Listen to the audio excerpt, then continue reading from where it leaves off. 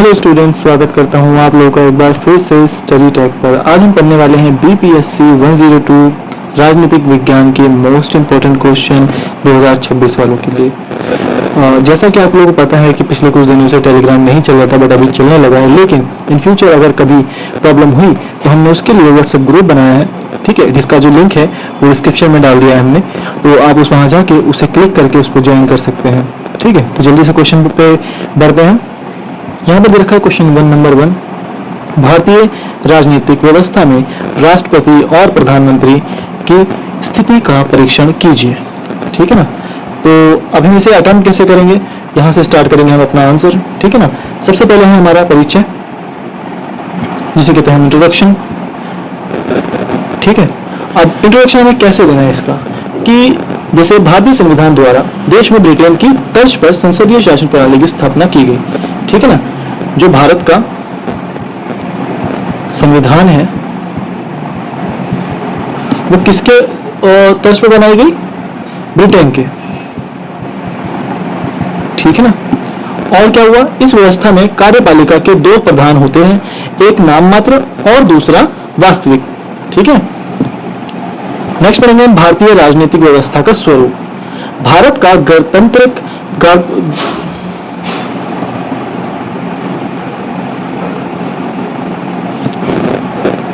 Next हम पढ़ेंगे भारतीय राजनीतिक व्यवस्था का स्वरूप। भारत एक गणतांत्रिक देश है जहां राज्य का प्रमुख राष्ट्रपति जनता द्वारा परोक्ष रूप से चुना जाता है, ठीक है ना। जहां पे जो राष्ट्रपति होता है वो किसके द्वारा चुना जाता है, जनता के द्वारा, ठीक है। केंद्र स्तर पर द्विसदनीय विधायिका यानी कि लोकसभा और राज्यसभा के साथ उत्तरदायित्व शासन व्यवस्था काम करती है, ठीक है ना। केंद्र स्तर पर, इसके अंदर केंद्र स्तर पर 2 जो विधायिका है वो काम करती हैं। कौन कौन सी, एक लोकसभा और दूसरी राज्यसभा, ठीक है। अगला पढ़ेंगे हम राष्ट्रपति का संवैधानिक पद। संविधान के अनुच्छेद 52 के अनुसार भारत एक राष्ट्रपति होगा, ठीक है ना। यानी कि संविधान के जो है, संविधान में अनुच्छेद 52 के अनुसार भारत का एक राष्ट्रपति होगा। भारत का जो है वो भारत का एक राष्ट्रपति होगा, ठीक है ना। वह देश का प्रथम नागरिक और कार्यपालिका का औपचारिक प्रधान होता है, ठीक है। नेक्स्ट पढ़ेंगे राष्ट्रपति की शक्तियां एवं कार्य क्या है। इसमें पहला पॉइंट है कार्यपालिका संबंधी शक्तियां, यानी कि संघ के सभी कार्यपालिका कार्य राष्ट्रपति के नाम से किए जाते हैं, ठीक है। जो कार्यपालिका में जो कार्य किए जाते हैं वो किसके नाम से किए जाते हैं, राष्ट्रपति के नाम से किए जाते हैं। दूसरा पॉइंट पढ़ेंगे हम विधायी शक्ति, ठीक है। सो इसके में एक और पॉइंट है, दूसरा पॉइंट है कि वह प्रधानमंत्री, मंत्रियों, राज्यपालों और चुनाव आयुक्तों की नियुक्ति करता है। कौन करता है, राष्ट्रपति। दूसरा पॉइंट पढ़ेंगे विधायी शक्ति। ये क्या होता है कि संसद का सत्र बुलाना, सत्रावसान करना और लोकसभा को भंग करने का अधिकार, यानी कि जो साल में जो लोगों को बुलाया जाता है, ठीक है। विधायी शक्ति, किसी को बुला सकता है, वो कोई भी लोकसभा को भंग कर सकता है। यह अधिकार किसके पास होती है, विधायी शक्ति के पास होती है। संसद द्वारा पारित कोई भी विधायक राष्ट्रपति के हस्ताक्षर के बिना कानून नहीं बन सकता, ठीक है। अगर कोई कानून बनाना है तो राष्ट्रपति का जो हस्ताक्षर है वो होना जरूरी है। न्यायिक शक्तियां, ये क्या है कि अनुच्छेद 72 के तहत किसी अपराधी के दंड को क्षमा, कम या निलंबित करने की शक्ति है। किसके पास है, राष्ट्रपति के पास है, अनुच्छेद 72 के अंतर्गत। अगला पॉइंट है आपातकालीन शक्तियां। राष्ट्रीय आपातकाल अनुच्छेद 352, राष्ट्रपति शासन अनुच्छेद 356 और वित्तीय आपातकाल अनुच्छेद 360 लगाने का अधिकार है। किसके पास है, राष्ट्रपति के पास है, ठीक है ना। मैं लिख देता हूं यहां पे, राष्ट्रीय आपातकाल किसमें लगेगा, अनुच्छेद 352। राष्ट्रपति शासन, राष्ट्रपति शासन लगेगा किसके अंतर्गत? अनुच्छेद 356 और वित्तीय आपातकाल, वित्तीय आपातकाल किसके अंतर्गत लगेगा? अनुच्छेद 360 के अकॉर्डिंग। ठीक है, ये आपके पॉइंट है। अगला पॉइंट है, अगला देखेंगे हेडिंग प्रधानमंत्री का संवैधानिक पद। अब अनुच्छेद 74 के अनुसार, अनुच्छेद 74 के अनुसार राष्ट्रपति को सलाह देने के लिए एक मंत्रिपरिषद होगी जिसका प्रधान प्रधानमंत्री होगा। ठीक है ना, जो राष्ट्रपति है, राष्ट्रपति को सलाह देने के लिए एक मंत्रिपरिषद बनाई जाएगी जिसका जो प्रधान होगा वो कौन होगा? प्रधानमंत्री। ठीक है, यानी कि प्राइम मिनिस्टर। ठीक है ना, सॉरी यह पॉइंट यहां आएगा। अब इसके पॉइंट है, नेक्स्ट पढ़ेंगे प्रधानमंत्री की शक्तियां एवं कार्य। ठीक है, अब इसके क्या है? प्रधानमंत्री की शक्तियां एवं कार्य, मंत्रिपरिषद का नेतृत्व, मंत्रियों का चयन करना, अनेक विभागों का आवंटन और फेरबदल करना, ये किसका काम है? मंत्रिपरिषद का। ठीक है, यानी कि प्रधानमंत्री ये काम कर सकते हैं। क्या ये काम कर सकते हैं? मंत्रियों का चयन कर सकते हैं। ठीक है, दूसरा पॉइंट है उनके विभागों का आवंटन कर सकते हैं और फेरबदल भी कर सकते हैं। दूसरा पॉइंट है नीति निर्माण में भूमिका, देश के आंतरिक और विदेश नीति को निर्धारण में मुख्य रणनीतिकार की भूमिका। ठीक है, किसके है? कौन सी भूमिका है? प्रधानमंत्री की। अगला पॉइंट है संसद में नेतृत्व, सदन के नेता के रूप में महत्वपूर्ण सरकारी विधेयकों और नीतियों की घोषणा करना प्रधानमंत्री का काम है। नेक्स्ट पॉइंट है, लास्ट पॉइंट है प्रशासनिक समन्वय, यानी कि सरकार के विभिन्न मंत्रालयों और विभागों के बीच तालमेल और विवादों का निपटारा करना प्रधानमंत्री की शक्तियां हैं। ठीक है ना, ये सारी शक्तियां किसके पास है? प्रधानमंत्री के पास है। अगला है राष्ट्रपति एवं प्रधानमंत्री के संबंध कैसे हैं। अनुच्छेद 78 के तहत, अनुच्छेद 78 के तहत क्या होता है? प्रधानमंत्री का यह कर्तव्य है कि वह राष्ट्रपति को प्रशासन और विधायी प्रस्तावों के सभी जानकारी दे। ठीक है ना, प्रधानमंत्री का काम क्या है? कि राष्ट्रपति को सभी तरह की विधायी और प्रस्तावों की सभी जानकारी दे। राष्ट्रपति शासन के मामले में प्रधानमंत्री से परामर्श और सलाह लेता है। ठीक है ना, ये संबंध है इनके। नेक्स्ट पढ़ेंगे भारतीय व्यवस्था में वास्तविक और नाम मात्र कार्यपालिका। अब इसमें क्या है कि राष्ट्रपति नाम मात्र की कार्यपालिका है जिसके पास केवल सैद्धांतिक शक्तियां हैं। ठीक है ना, पूरी शक्तियां नहीं है उसके पास। प्रधानमंत्री वास्तविक कार्यपालिका है जो मंत्रिपरिषद के साथ मिलकर व्यवहारिक रूप से शक्तियों का प्रयोग करता है, यानी कि वो पूरा प्रयोग कर सकता है कार्यपालिका का प्रधानमंत्री। और लास्ट में है निष्कर्ष जो इसका पूरा निचोड़ बताएगा। अगला क्वेश्चन पढ़ेंगे, क्वेश्चन नंबर 2। देखो क्वेश्चन बहुत सारे हैं तो थोड़ा मैं फास्ट पढ़ाने की कोशिश करूंगा, डिटेल में इतना नहीं पढ़ा सकता। मैं आपको ऊपर ऊपर तरीके से पढ़ा दूंगा कि इस पॉइंट के अंदर लिखना क्या है। ठीक है ना, और मैं ज्यादा लिखूंगा नहीं, थोड़ा थोड़ा लिखूंगा ताकि टाइम बचे थोड़ा सा। तो सबसे पहले इंट्रोडक्शन लिखेंगे, सॉरी क्वेश्चन पढ़ देता हूं। भारत के संविधान में केंद्र और राज्यों के मध्य शक्ति विभाजन की चर्चा कीजिए। अब सबसे पहले इंट्रो लिखेंगे। इंट्रो कैसे लिखेंगे इसका? कि भारतीय संविधान अपने स्वरूप में संघीय है जिसमें शासन की सहूलियत के लिए शक्तियों को 2 स्तरों माने केंद्र और राज्य में बांटा गया है। ठीक है ना, जो सहूलियत है उसके लिए किसमें बांटा गया? केंद्र, ये लिखा है केंद्र और राज्यों के बीच बांटा गया शक्तियों को। ठीक है, अगला पढ़ेंगे संघीय शासन व्यवस्था का अर्थ क्या है। अब एक ऐसी राजनीतिक प्रणाली जहां एक केंद्रीय सरकार और उसकी विभिन्न प्रांतीय सरकारों के बीच शक्तियों का स्पष्ट विभाजन होता है, इसे ही संघीय शासन व्यवस्था कहते हैं। ठीक है, अगला पॉइंट है शक्ति विभाजन का संवैधानिक आधार। अब संविधान के 7वीं अनुसूची के अंतर्गत केंद्र और राज्य के बीच विधायी शक्ति को 3 सूचियों में विभाजित किया गया। ठीक है, जो विधायी शक्तियां हैं उसको 3 सूचियों में विभाजित किया गया है। 3 सूची यहां पे है। संघ सूची पहला है जिसे यूनिट में लिस्ट कहते हैं। इसमें क्या है कि राष्ट्रीय महत्व के विषय जैसे रक्षा, विदेश मामले, रेलवे, बैंकिंग, ये जो जितने भी मामले हैं इस पर केवल केंद्र कानून बना सकती है। कौन कौन से कानून है? जो कौन कौन से मतलब मामले हैं, जैसे रक्षा, विदेश मामले, विदेश मामले और क्या है? रेलवे और बैंकिंग। ठीक है, ये जो मामले हैं इनमें केंद्र अपना कानून बना सकता है। अगला है राज्य सूची।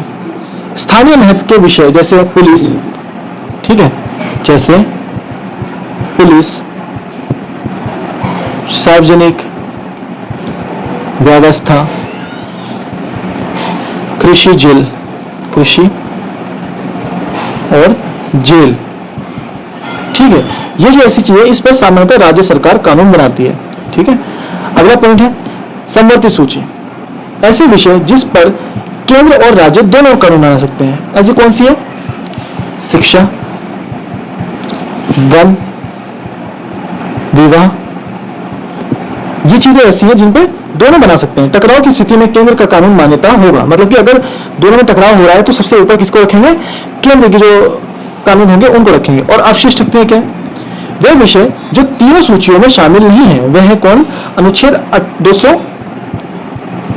अनुच्छेद 248 के तहत। ठीक है, जो इनमें शामिल नहीं है वो कौन से हैं? केंद्र सरकार के पास सुरक्षित जैसे साइबर कानून जो है वो बनाने की ताकत, शक्तियां होती हैं। किसके पास होती है? केंद्र के पास। नेक्स्ट हेडिंग में बढ़ेंगे, केंद्र राज्य संबंधों की विशेषताएं क्या है। सबसे पहला है प्रशासनिक संबंध। देखो, केंद्र को राज्यों को प्रशासनिक निर्देश देने का अधिकार है ताकि राष्ट्रीय कानून का सुचारू क्रियान्वयन हो सके, यानी पालन हो सके। केंद्र के पास कौन सी शक्ति है? राज्यों को प्रशासनिक निर्देश देने की ताकत होती है केंद्र के पास। विधायी संबंध, संसद पूरे देश के लिए और राज्य विधानमंडल अपने राज्य क्षेत्र के लिए कानून बनाते हैं। विशेष परिस्थितियों में संसद राज्य सूची पर भी कानून बना सकती है। ठीक है, कौन? संसद। अगला है वित्तीय संबंध। राजस्व के स्रोतों को बंटवारा और वित्त आयोग की सिफारिश के आधार पर राज्यों को मिलने वाले अनुदान का निर्धारण। अगला पॉइंट पढ़ेंगे हम शक्ति विभाजन का महत्व। ये क्षेत्रीय विविधता का सम्मान करते हुए देश की एकता और अखंडता को बनाए रखता है। ठीक है ना, तथा सत्ता के विकेंद्रीकरण को बढ़ावा देता है। ये शक्तियों का विभाजन है। और लास्ट में है निष्कर्ष। अगला क्वेश्चन पढ़ेंगे, क्वेश्चन नंबर 3, भारत में न्यायिक व्यवस्था की कार्यप्रणाली की व्याख्या कीजिए। ठीक है, सबसे पहले हम इंट्रोडक्शन लिखेंगे, परिचय लिखेंगे। कैसे लिखेंगे कि लोकतंत्र के 3 बड़े स्तंभ यानी कि खंभे हैं, यानी कि कौन कौन से हैं? 3 स्तंभ कौन कौन से हैं बताइए? विधायिका, कार्यपालिका और न्यायपालिका। ठीक है, ये लोकतंत्र के 3 बड़े स्तंभ हैं। ठीक है, इनमें क्या है? इन स्तंभों में न्यायपालिका सबसे खास है। जो ये न्यायपालिका है ये सबसे क्या है? खास है। कैसे खास है? ये लोगों को अधिकारों की रक्षा करती है और कानून का सही मतलब समझाती है। ठीक है ना, और भी अपने आगे से लाइन जोड़ सकते हैं आप इसके अंदर। नेक्स्ट पढ़ेंगे हम भारतीय न्यायपालिका का अर्थ क्या है। भारत में एक जुड़ी हुई और स्वतंत्र न्यायपालिका है। ठीक है, इसका मतलब है कि सबसे बड़ी अदालत सुप्रीम कोर्ट जो फैसला सुना देगी उसे नीचे के सभी अदालतों को मानना ही पड़ेगा। ठीक है ना, भारत में जुड़ी हुई और एकीकृत और स्वतंत्र न्यायपालिका है। ठीक है, अगला पॉइंट पढ़ेंगे न्यायपालिका की संरचना कैसी है। इसमें है पहला सर्वोच्च न्यायालय। ये पॉइंट पढ़ेंगे कि ये पूरे देश की सबसे बड़ी और आखिरी अदालत है। ये कौन सी अदालत है? सबसे बड़ी। ठीक है, और आखिरी अदालत है। संविधान को समझने और बचाने की आखिरी जिम्मेदारी इसी की है। ठीक है ना, अगला पढ़ेंगे उच्च न्यायालय। यह राज्य के स्तर पर सबसे बड़ी अदालत है। राज्य स्तर पर, ठीक है, सबसे बड़ी अदालत है। ठीक है, आज के समय में पूरे भारत में कुल 25 हाई कोर्ट है। कितने हैं? कुल 25 हाई कोर्ट है। ठीक है, अगला पढ़ेंगे अधीनस्थ न्यायालय। ये कैसा है? ये हमारे जिले, डिस्ट्रिक्ट और ब्लॉक स्तर पर काम करने वाली छोटी अदालतें होती हैं जिन्हें हम जिला कोर्ट या स्टेशन कोर्ट भी कहते हैं। ठीक है ना, अगला है न्यायपालिका के प्रमुख कार्य। कौन कौन से हैं? पहला है संविधान की व्याख्या करना। संविधान में लिखी बातों का आसान और सही मतलब बताना ताकि कोई उसका गलत फायदा न उठा सके। ठीक है, पढ़ते रहना और समझाते रहना लोगों को, यही काम है न्यायपालिका का। दूसरा क्या है? विवादों का निपटारा। आम लोगों के आपसी झगड़ों, जनता और सरकार के बीच की लड़ाई या दो राज्यों के बीच के विवाद को सुलझाना किसका काम होता है? न्यायपालिका का काम होता है। अगला पॉइंट है मौलिक अधिकारों की रक्षा। अगर कोई व्यक्ति या सरकार आपके मूल अधिकारों यानी कि आपको जो आजादी मिली है, जो भी आपको स्वतंत्रता मिली हुई है, को छीनती है, तो आप अनुच्छेद 32 के तहत सीधे सुप्रीम कोर्ट के जा सकते हैं। ठीक है ना? किसके तहत? अनुच्छेद 32 के तहत। अगला है न्यायिक समीक्षा। अगर संसद कोई ऐसा कानून बना देती है जो संविधान के खिलाफ है, तो न्यायपालिका के पास उस कानून को सीधे रद्द करने की ताकत होती है। ठीक है ना? अगला हम पढ़ेंगे न्यायिक प्रक्रिया की कार्यप्रणाली क्या है, कि अदालतों में मुकदमों का फैसला सबूतों और गवाहों को देखकर किया जाता है। यहाँ जमीन जायदाद के मामले, दीवानी और लड़ाई झगड़े के मामले, फौजदारी के लिए अलग अलग नियम होते हैं। ठीक है ना? सबके लिए अलग अलग नियम होते हैं। इसके अंदर प्रणाली के अंदर सबके लिए अलग न्याय होते हैं। न्यायपालिका की स्वतंत्रता क्या है? कि जजों पर नेता या सरकार का कोई दबाव ना हो, इसके लिए उनकी नियुक्ति की एक अलग प्रणाली, ठीक है, जो उनका कार्यालय सुरक्षित हो और उनका वेतन भी सुरक्षित रहता है। यानी कि इसकी जो प्रक्रिया होती है नियुक्त करने की जजों की, ये अलग तरीके से चलती है। न्यायपालिका की चुनौतियां क्या है? आज सबसे बड़ी समस्या यह है कि अदालतों में करोड़ों केस सालों से अटके पड़े हैं। न्याय मिलने पर बहुत समय लगता है और जजों की संख्या भी काफी कम है। और लास्ट में निष्कर्ष लिखेंगे। अगला पॉइंट है, अगला क्वेश्चन है क्वेश्चन नंबर 4, भारतीय संसद के कार्यों का वर्णन कीजिए। ठीक है, पहला इंट्रोडक्शन है कि संसद भारत की वह सबसे बड़ी जगह है जहां देश के लिए कानून बनाए जाते हैं। यह देश की जनता की आवाज का प्रतिनिधित्व करता है। कौन? संसद जो है वो देश की जो आवाज है उसका प्रतिनिधित्व करता है। अगला पॉइंट पढ़ेंगे भारतीय संसद का परिचय। संविधान अनुच्छेद 79 में संसद के बारे में बताया गया है। ये वह मंच है जहां देश के बड़े मुद्दों और सरकारी नीतियों पर खुलकर बहस होती है। कहां होती है? संसद में। संसद की संरचना कैसी है? इसमें पहला पॉइंट है राष्ट्रपति। राष्ट्रपति किसी सदन में बैठते नहीं है, फिर भी वह संसद का जरूरी हिस्सा है। उनके साइन के बिना कोई भी बिल कानून का रूप नहीं ले सकता। ठीक है, तो यह बहुत अहम जो पर्सन है। दूसरा है लोकसभा यानी कि निम्न सदन। इसे जनता का सदन भी कहा जाता है। क्यों? क्योंकि इसके सांसदों को देश की जनता खुद वोट डालकर चुनती है। इसमें ज्यादा से ज्यादा 550 सदस्य हो सकते हैं। ठीक है ना? कितने सदस्य हो सकते हैं? 550। अगला पॉइंट है राज्यसभा। इसे राज्यों का सदन कहते हैं। ये कभी भंग नहीं होता। स्थायी सदन और इसके सदस्यों को राज्यों के विधायक चुनकर भेजते हैं। ठीक है। अगला पॉइंट पढ़ेंगे संसद के प्रमुख कार्य क्या क्या है। जैसे पहला है विधायी कार्य। विधायी कार्य क्या है? कि देश की भलाई के लिए नए कानून बनाना, पुराने कानून को बदलना, या जो काम के नहीं है उन्हें खत्म करना, ये किसका काम है? विधायी कार्य। संसद के प्रमुख कार्य ये इसे कहते हैं विधायी कार्य।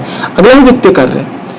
हर साल देश का बजट पास करना, सरकार जनता पर क्या टैक्स लगाएगी और कहां कितना खर्च करेगी, इसकी मंजूरी संसद में ही लेनी पड़ती है। ठीक है, इसको हम क्या कहते हैं? वित्तीय कार्य कहते हैं। अगला पॉइंट है कार्यपालिका पर नियंत्रण।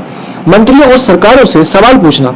ठीक है, और अगर सरकार ठीक से काम ना करे तो अविश्वास प्रस्ताव लाकर सरकार को गिरा देना, ये भी संसद में होता है। इसको कार्यपालिका पर नियंत्रण करना कहते हैं। संविधान संशोधन।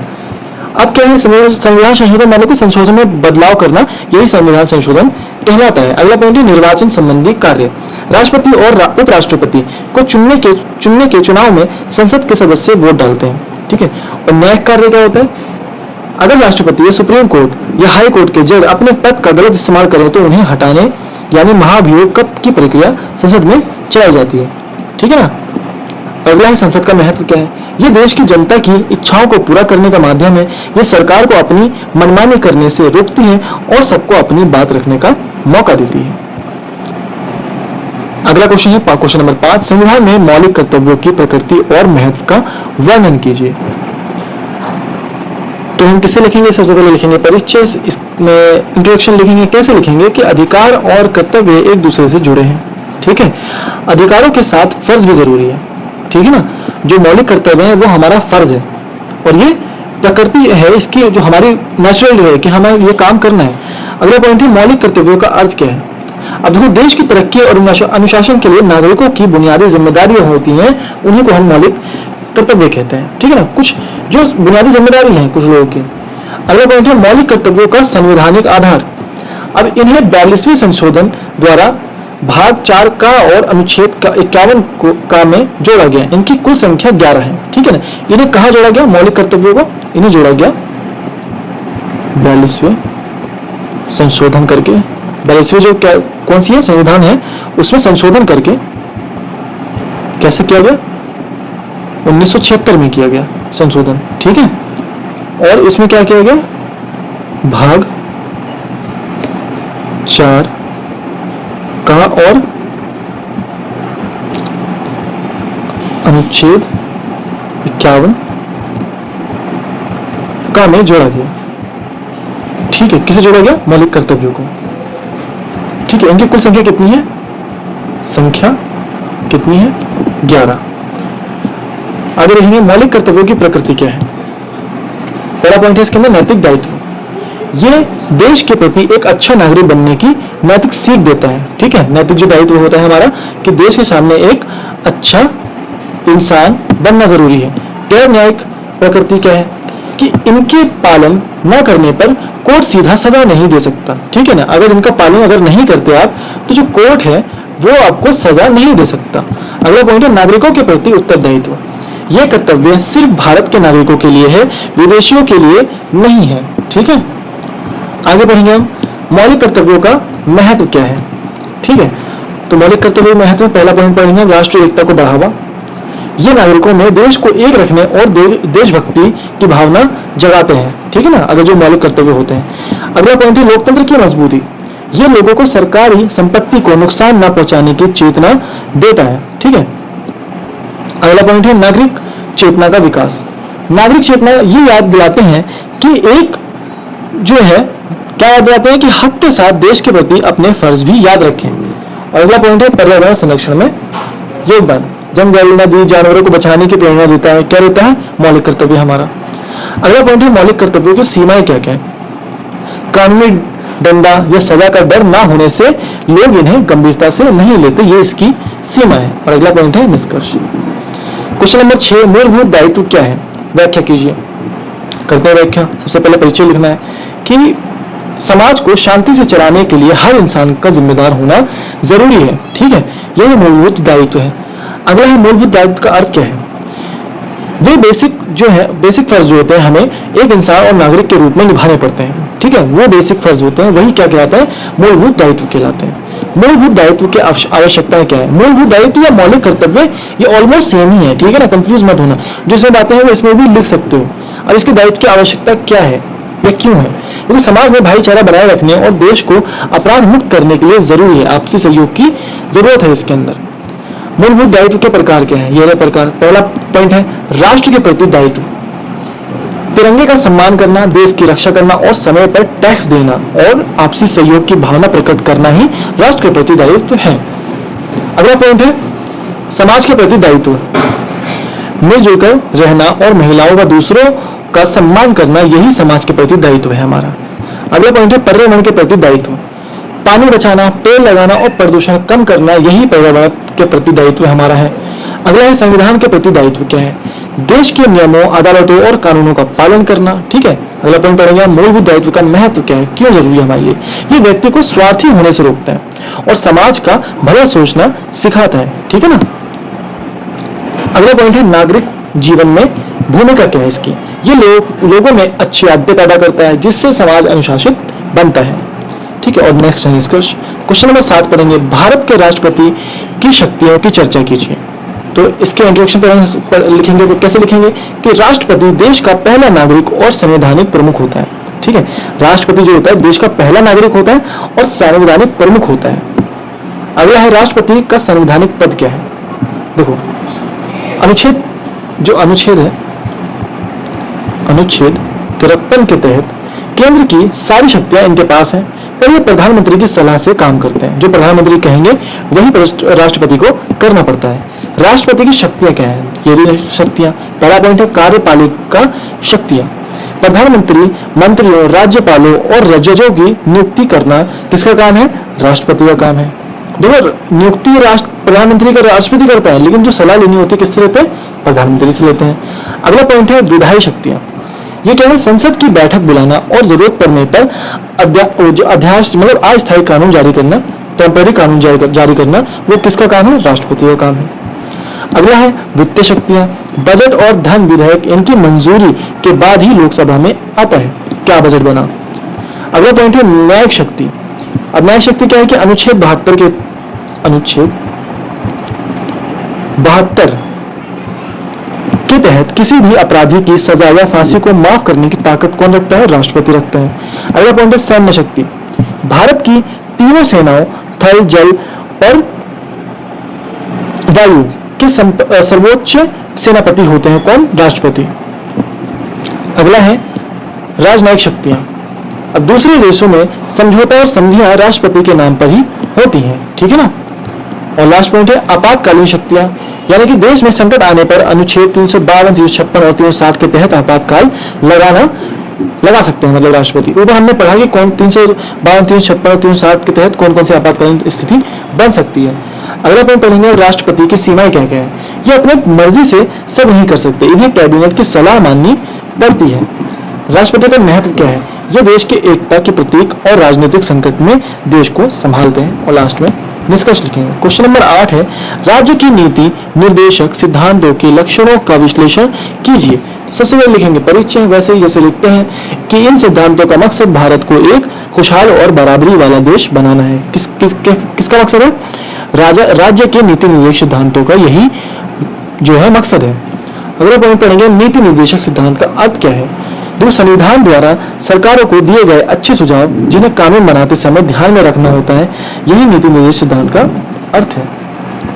संवैधानिक आधार क्या है इसका? कि संविधान के भाग 4 में अनुच्छेद 36 से 51 तक दर्ज है। इन्हें आयरलैंड से लिया गया है, ठीक है ना।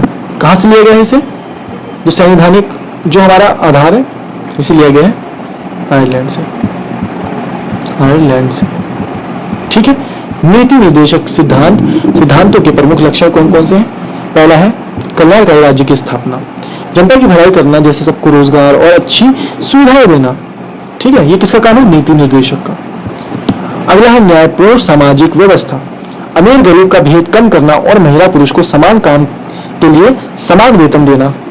अगला पॉइंट है गैर न्यायिक प्रकृति, यानी कि सरकार इन्हें लागू ना कर पाए तो इसके खिलाफ कोर्ट में केस नहीं किया जा सकता, ठीक है ना। अगला पॉइंट है शासन के लिए मार्गदर्शक सिद्धांत, ये देश को सही दिशा में चलाने के लिए सरकारों के लिए गाइडलाइन है। अगला पॉइंट है सामाजिक एवं आर्थिक लोकतंत्र, ये समाज में सबको आर्थिक सुरक्षा और सामाजिक बराबरी देता है कौन? नीति निर्देशक। अगला पढ़ेंगे हम नीति निर्देशक सिद्धांत का महत्व क्या है। देखो इन्हीं के आधार पर देश में पंचायतें, सरकारी स्कूल और मनरेगा जैसी योजनाएं बनी। किसके? नीति निर्देशक सिद्धांत के। मौलिक अधिकारों से संबंध, मौलिक अधिकार व्यक्ति के लिए और ये सिद्धांत पूरे समाज की भलाई के लिए है, ठीक है। मौलिक अधिकार किसके लिए? व्यक्ति के लिए, लेकिन ये जो अधिकार है ये किसके लिए? पूरे समाज की भलाई के लिए। दोनों एक दूसरे के पूरक हैं। और लास्ट में निष्कर्ष। क्वेश्चन नंबर 9 भारत के संविधान की प्रस्तावना के महत्व की चर्चा कीजिए। सबसे पहले इंट्रोडक्शन लिखेंगे। आप कैसे लिखेंगे कि प्रस्तावना संविधान का परिचय पत्र या उसका छोटा सा निचोड़ है, ठीक है ना। जो प्रस्तावना है वो संविधान का छोटा सा निचोड़ है, इतना समझ लीजिए। प्रस्तावना का अर्थ क्या है? जो संविधान के शुरू में लिखा हुआ वह भाग जो उसके लक्ष्यों और आदर्शों को बताता है वही प्रस्तावना कहलाता है। प्रस्तावना की प्रमुख विशेषताएं क्या क्या है? देखो सबसे पहला है न्याय, ठीक है। पहला है न्याय, इसमें क्या करेंगे कि हर नागरिक को सामाजिक, आर्थिक और राजनीतिक तौर पर न्याय दिलाना है, ठीक है। दूसरा पॉइंट पढ़ेंगे क्या है कि स्वतंत्रता दिलाना है। स्वतंत्रता, ओके। दूसरा पॉइंट ये है कि सोचने, बोलने, अपना धर्म मानने और पूजा करने की पूरी आजादी है। तीसरा है समानता, ठीक है। कानून और समाज की नजर में सब बराबर, कोई छोटा बड़ा नहीं है। चौथा पॉइंट है बंधुत्व, यानी कि देश के लोग में आपस में भाईचारा ताकि देश अखंड रहे, मतलब कि सुरक्षित रहे। ये सारी इसकी प्रमुख विशेषताएं हो गई।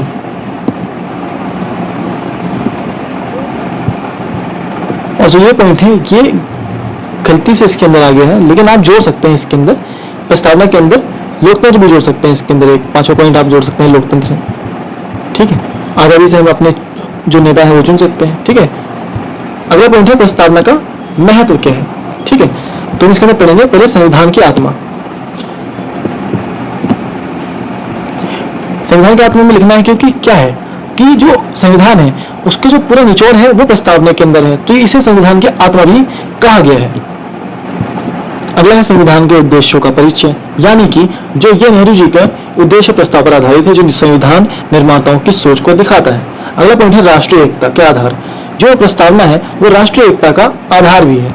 अगला पॉइंट है न्यायपालिका के लिए मार्गदर्शक, जो न्यायपालिका है उसके लिए मार्गदर्शक है। क्यों? क्योंकि उसकी व्याख्या करती रहती है कौन? न्यायपालिका। ठीक है, आगे बढ़ेंगे क्वेश्चन नंबर 11, मौलिक कर्तव्यों का महत्व। सबसे पहले लिखेंगे इंट्रोडक्शन, परिचय, कि सिर्फ अधिकार मांगने से काम नहीं चलता, देश को मजबूत करने के लिए कर्तव्यों का होना जरूरी है। बिल्कुल, क्योंकि अगर हमारे मौलिक कर्तव्य होंगे तभी क्या बोलते हैं देश अच्छे से चलेगा। अगला पढ़ेंगे मौलिक कर्तव्यों का अर्थ क्या है, कि तो देश को अनुशासित रखने के लिए नागरिकों से उम्मीद किए जाने वाले जो फर्ज होते हैं वही हमारे मौलिक कर्तव्य होते हैं। हमने ऊपर पढ़ा मौलिक कर्तव्य, उसके महत्व अगर अलग से टिप्पणी आ गई कि मौलिक कर्तव्यों का महत्व बताइए, तो आप उसमें ये सब बातें लिख सकते हैं। अगला पॉइंट है मौलिक कर्तव्यों का संवैधानिक आधार। देखो अनुच्छेद 51 का में लिखा है कि यह कर्तव्य नागरिकों को देश के प्रति उनकी जिम्मेदारी याद दिलाते हैं। ठीक है ना। अगला पॉइंट है मौलिक कर्तव्यों का महत्व। इसके अंदर पहला पॉइंट है राष्ट्रीय एकता और अखंडता। नागरिकों के दिल में देश को एक रखने और देशभक्ति की भावना जगाने के लिए मौलिक कर्तव्य बहुत जरूरी है। अगला पॉइंट है संविधान का सम्मान, तिरंगे, राष्ट्रगान और देश के कानून का आदर करना। ये कौन सिखाता है? मौलिक कर्तव्य सिखाता है। अगला पॉइंट है पर्यावरण का संरक्षण, यानी कि हमें पेड़ पौधे वन हमें बचाने चाहिए, ये हमारा मौलिक कर्तव्य है। वैज्ञानिक दृष्टिकोण से का विकास होता है हमारे इससे कि अंधविश्वास और पुरानी गलत रूढ़ियों को छोड़कर नई व अच्छी सोच अपनाना। अगला पॉइंट है सार्वजनिक संपत्ति की सुरक्षा, कि सरकारी बसों, ट्रेनों और पार्कों को नुकसान ना पहुंचाना, ये हमारा मौलिक कर्तव्य है। नागरिक उत्तरदायित्व की भावना, यानी कि समाज में शांति बनाए रखना और अपनी आजादी के साथ दूसरों का भी ध्यान रखना। अगला पॉइंट है लोकतंत्र में भूमिका। जब नागरिक खुद जिम्मेदार बनते हैं तो देश का लोकतंत्र व्यवहारिक रूप से मजबूत होता है, यानी कि देश को आगे ले आने के लिए देशभक्ति उसके अंदर पैदा होती है। और लास्ट में है निष्कर्ष। क्वेश्चन नंबर है 12। सबसे पहले लिखेंगे क्वेश्चन पढ़ेंगे कि भारत में पंचायती राज्य संस्था है। सबसे पहला परिचय कैसे लिखेंगे? गांधी जी के अनुसार असली लोकतंत्र गांव से शुरू होता है, इसी सोच से पंचायती राज बना। ठीक है ना। गांधी जी कहते थे कि जो लोकतंत्र है वो शुरू कहां से हो रहा है? वो गांव से हो रहा है, इसलिए ये पंचायती राज बना। अगला पॉइंट है पंचायती राज का अर्थ, गांव के स्तर पर स्थानीय सरकार बनाना, जहां गांव के लोग खुद अपनी समस्याएं सुलझाते हैं, इसी को पंचायती राज कहते हैं। अगला पॉइंट है पंचायती राज का ऐतिहासिक विकास। देखो बलवंत राय मेहता कमेटी की सलाह पर, किसकी सलाह पर? मैं लिख देता हूं यहां पे कि बलवंत राय मेहता कमेटी की सलाह पर बना। और कब बना ये? 2 अक्टूबर 1959 में को राजस्थान के नागौर में शुरुआत हुई। कहां हुई? राजस्थान की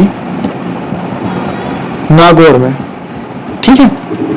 अगला पढ़ेंगे हम 73वां संविधान संशोधन अधिनियम, यानी कि 1992 के इस कानून से पंचायतों को संवैधानिक दर्जा मिला। भाग 9 जोड़ा गया और काम के लिए 29 विषय मिले। ठीक है। अगला पॉइंट है पंचायती राज्य की त्रिस्तरीय संरचना। पहला है ग्राम पंचायत, सबसे नीचे यानी गांव के स्तर पर, यानी कि मुखिया या सरपंच होता है यहाँ पे। ये सबसे कहाँ होता है? सबसे नीचे। ठीक है। इसमें कौन कौन होता है? मुखिया या सरपंच होता है इसके अंदर। ठीक है। अगला है पंचायत समिति, ब्लॉक स्तर, बीच का स्तर, यानी कि यह बीच स्तर। ठीक है। और जिले को जोड़ता है। ठीक है ना। बीच का स्तर है जो गांवों और जिलों को जोड़ता है। अगला है जिला परिषद, यानी कि जिले के स्तर पर सबसे बड़ा निकाय जो विकास के देखरेख करता है। ये क्या है? ये सबसे बड़ा है। ठीक है। अगला पॉइंट पढ़ेंगे पंचायती राज के कार्य क्या होते हैं। गांव में सड़क, नाली, पानी के पीने के पानी, स्ट्रीट लाइट और प्राइमरी स्कूल की व्यवस्था करना किसका काम है? पंचायती राज। भाई जो सरकार काम करती है वही इसका भी काम करना बनता है। पंचायती राज का महत्व क्या है? देखो आम आदमी तक पावर पहुंची और महिलाओं को आरक्षण मिलने से महिलाओं का नेतृत्व बढ़ा। यही पंचायती राज का महत्व है। अगला पॉइंट है पंचायती राज की चुनौतियां क्या है। आज भी पैसों फंड की कमी और कई जगह महिला सरपंच के बदले उनके पति सरपंच जो है वो काम करते देखते हैं। इसकी चुनौतियां हैं कि हम इन्हें कैसे सुधारें। और अगला है निष्कर्ष। क्वेश्चन नंबर 13 क्रिप्स मिशन ये क्या है। देखो सबसे पहले परिचय लिखेंगे इंट्रोडक्शन की दूसरे विश्व युद्ध के समय भारतीयों का सहयोग पाने के लिए अंग्रेजों द्वारा भेजा गया एक दल था जो था क्रिप्स मिशन। जो क्रिप्स थे उनको भेजा गया था। देखो क्रिप्स मिशन का अर्थ क्या है। मार्च 1942 में ब्रिटिश मंत्री सर स्टॉफर्ड क्रिप्स के नेतृत्व में आया मिशन जिसका काम भारतीय नेताओं को मनाना था। ठीक है ना। कब आया था? मार्च 1942 में। ठीक है ना। अगला है क्रिप्स मिशन की पृष्ठभूमि क्या है कि युद्ध में जापान भारत की सीमा तक आ चुका था। अंग्रेजों पर उनके साथ ही देशों जैसे अमेरिका का दबाव था कि वे भारतीय का साथ लें। ठीक है। तभी वो चाइना को जो जापान है उसको पीछे छोड़ सकते हैं। मिशन के उद्देश्य क्या था कि युद्ध के लिए भारतीय सैनिकों का साथ पाना और कांग्रेस व मुस्लिम लीग को किसी तरह शांत करना था। क्रिप्स का प्रस्ताव की प्रमुख विशेषता क्या थी कि क्या क्या उन्हें प्रस्ताव रखे। वो संविधान सभा का गठन हुआ। पहला कि अंग्रेजों ने वादा किया कि युद्ध के बाद भारत को अपना संविधान बनाने के लिए सभा की छूट मिलेगी। अगला पॉइंट था प्रांतों को पृथक होने का अधिकार, यानी कि जो राज्य नए संविधान को ना मानना चाहें वे अपना अलग देश या नियम बना सकते हैं। इससे देश टूटने का खतरा था। ये तो था। अगला है युद्ध के बाद स्वशासन का आश्वास, यानी कि भारत को डोमिनियन स्टेट्स ब्रिटिश राजा के तहत आधी आजादी देने की बात कही गई। अगला पॉइंट है क्रिप्स मिशन की असफलता के कारण क्या थे। कांग्रेस को पूरी आजादी चाहिए थी इसलिए इसे ठुकरा दिया गया। गांधी जी ने इसे आगे की तारीख का चेक कहा। मुस्लिम लीग ने अलग पाकिस्तान न मिलने के कारण इसे मना कर दिया गया। अगला पॉइंट है भारतीय स्वतंत्रता आंदोलन पर प्रभाव। इस मिशन के फेल होने के तुरंत बाद गांधी जी ने अंग्रेजों के खिलाफ भारत छोड़ो आंदोलन अगस्त 1942 में शुरू किया। और लास्ट में निष्कर्ष। क्वेश्चन नंबर 14 न्यायिक समीक्षा। देखो न्यायिक समीक्षा क्या है। सबसे पहले लिखेंगे कि देश में संविधान की सबसे बड़ा है, ठीक है ना ये, और सरकार नहीं इसी बात को पक्का करने का ताकत न्यायिक समीक्षा रखती है। न्यायिक समीक्षा का अर्थ क्या है। कोर्ट की वह ताकत जिससे वह संसद के बनाए कानून की जांच करता है। अगर कानून संविधान के खिलाफ है तो कोर्ट उसे रद्द कर सकता है। ये उसकी ताकत है, न्यायिक समीक्षा कहलाती है। न्यायिक समीक्षा का संवैधानिक आधार क्या है कि संविधान में यह शब्द सीधे नहीं है पर अनुच्छेद 13, 32 और 256 कोर्ट को यह पावर देता है कि यह तरीका अमेरिका से लिया गया है। ठीक है ना। जो तरीका है न्यायिक समीक्षा का ये किससे लिया है? अमेरिका से लिया गया है। न्यायिक समीक्षा के उद्देश्य क्या है इसके। सबसे पहला संविधान को की सर्वोच्चता बनाए रखना, सबसे ऊपर रखना, ये देखना कि कोई भी कानून संविधान के नियमों को ना तोड़े और उससे ऊपर ना निकल जाए। मौलिक अधिकारों की रक्षा। सबसे पहला क्या है कि जनता के अधिकारों को सरकार की किसी भी गलत या दमनकारी कानून से बचाना है उसको। विधायी एवं कार्यपालिका नियंत्रण। चुनाव जीतकर आई सरकार को बहुमत के घमंड में अपनी मनमानी करने से रोकना, यह न्यायिक समीक्षा का काम है। न्यायिक समीक्षा की प्रक्रिया क्या है। देखो जब कोई नागरिक या PIL जो किसी गलत कानून को कोर्ट में चुनौती देता है तो जज उसकी संवैधानिकता चेक करते हैं। ठीक है। अगला है न्यायिक समीक्षा का महत्व क्या है। इसी से मूल ढांचे का सिद्धांत आया जिसके तहत संसद संविधान की मूल आत्मा जैसे लोकतंत्र को बदल नहीं सकते। ठीक है ना। न्यायिक समीक्षा की सीमाएं क्या है। अगला पॉइंट है कि कभी कभी कोर्ट सरकार के रोज के कामों में ज्यादा दखल देने लगता है जिसे न्यायिक अतिक्रियता कहा जाता है। और लास्ट में है निष्कर्ष। क्वेश्चन नंबर 15 जो है लास्ट इस वीडियो का क्वेश्चन, भारत सरकार अधिनियम 1935। सबसे पहले इंट्रोडक्शन लिखेंगे कि अंग्रेजों के साथ समय भारत को चलाने के लिए बनाया गया यह सबसे बड़ा और आखिरी विस्तृत कानून था। कौन सा? अधिनियम 1935। अधिनियम की प्रमुख पृष्ठभूमि क्या है कि भारत में उठ रही आजादी की मांग को शांत करने के लिए साइमन कमीशन और गोलमेज सम्मेलन के बाद इसे तैयार किया गया था।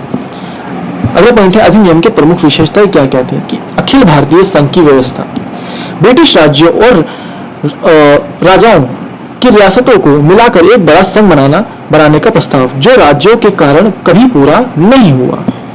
अगला पॉइंट है प्रांतीय स्वायत्तता। राज्यों यानी प्रांतों को थोड़ी आजादी दी गई और वहां चुनाव कराकर भारतीय मंत्रियों को सरकार चलाने का मौका मिला। अगला पॉइंट है केंद्र में द्वैध शासन।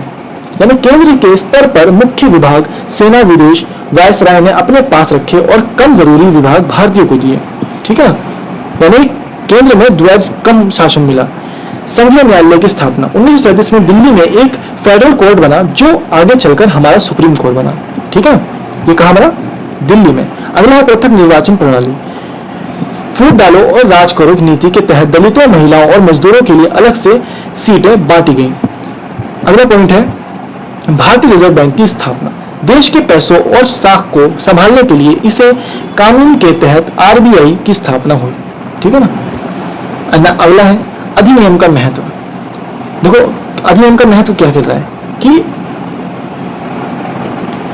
असली पावर अभी भी अंग्रेजों वायसराय के पास ही थी, इसलिए नेहरू जी ने इसे अनेक ब्रेकों वाली इंजन रहित गाड़ी कहा था। मतलब कि इंजन के बिना चलने वाली गाड़ी है ये। अधिनियम की सीमाएं क्या थी कि हमारे अधिनियम का महत्व हमने निभाया कि इसमें भारतीय नेताओं को सरकार चलाने और देश का प्रशासन संभालने का अच्छा अनुभव मिला। ठीक है, ये तो इसमें महत्व आ गई। अब इसमें क्या कहा नेहरू जी ने कि इसके बिना इंजन की ट्रेन चल रही है, वो है ये। और भारतीय संविधान पर प्रभाव कैसा पड़ा कि हमारे आज के संविधान का लगभग 60 से 70% हिस्सा इसी 1935 के कानून से सीधा लिया गया। और लास्ट में निष्कर्ष। अगला है समानता का अधिकार। ठीक है, ये मैंने गलत बोल दिया था, 15 क्वेश्चन नहीं है, 16 क्वेश्चन भी है। इसका परिचय पढ़ेंगे हम पहले कि एक अच्छे समाज के लिए बराबरी सबसे पहली शर्त है। हमारा संविधान हर नागरिकों को समानता का अधिकार देता है। अगला पढ़ेंगे समानता के अधिकार का अर्थ क्या है। सरकार के नजर में सब बराबर हैं, किसी को उसकी जाति, धर्म या लिंग के आधार पर वीआईपी ट्रीटमेंट या नीचा नहीं समझा जाएगा। यही है समानता का अधिकार।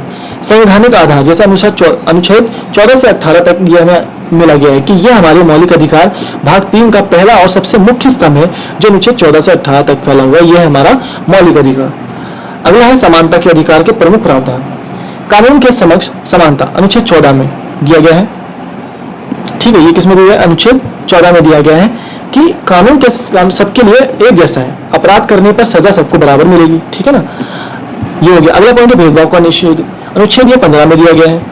ठीक है, कि जाति, धर्म, लिंग या जन्म स्थान के नाम पर किसी को दुकान, होटल, पार्क या कुएं पर जाने से नहीं रोका जाएगा। ये इसमें कोई भेदभाव नहीं की जाएगी। अगला पॉइंट है सार्वजनिक रोजगार में अवसर की समानता दी जाएगी। ये किसमें लिखा गया?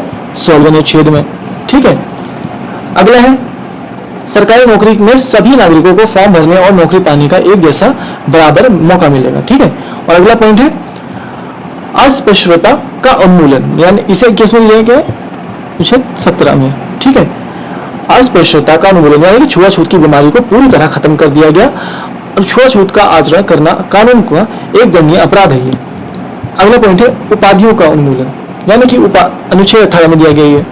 ठीक है, कि कोई भी अपने नाम के आगे महाराजा, राय बहादुर जैसी पुरानी शाही उपाधियां नहीं लगा सकता, सेना और पढ़ाई के पद को छोड़कर। ठीक है, जैसे डॉक्टर हो गए, टीचर हो गए, ये सही चीजें। अगला पढ़ेंगे हम समानता के अधिकार का महत्व क्या है। इसमें सदियों से शोषित और पिछड़े समाज के लोगों को समाज में बराबरी से सिर उठाकर जीने का हक दिया। ठीक है ना। समानता के अधिकार की सीमाएं क्या है कि पिछड़े वर्गों, महिलाओं और बच्चों को दूसरों के बराबर लाने के लिए जो आरक्षण या विशेष सुविधाएं दी जाती हैं उन्हें समानता का उल्लंघन नहीं बल्कि कमजोरी को सहारा देना है। ठीक है, और लास्ट में है निष्कर्ष। तो इसी के साथ आपके जो क्वेश्चंस थे, 16 क्वेश्चंस थे, वो खत्म होते हैं। अगर आपको कोई भी डाउट है तो कमेंट सेक्शन में आप मुझसे पूछ सकते हैं या फिर जो हमने व्हाट्सएप जो ग्रुप बनाया हुआ है उसको आप ज्वाइन कर सकते हैं। ठीक है, जिसका जो लिंक है मैं डिस्क्रिप्शन में डाल दूंगा। और अगर वीडियो पसंद आई है तो प्लीज़ वीडियो को लाइक करें, चैनल को सब्सक्राइब करें और शेयर करें अपने उन दोस्तों को जिन्हें इसकी ज़रूरत है।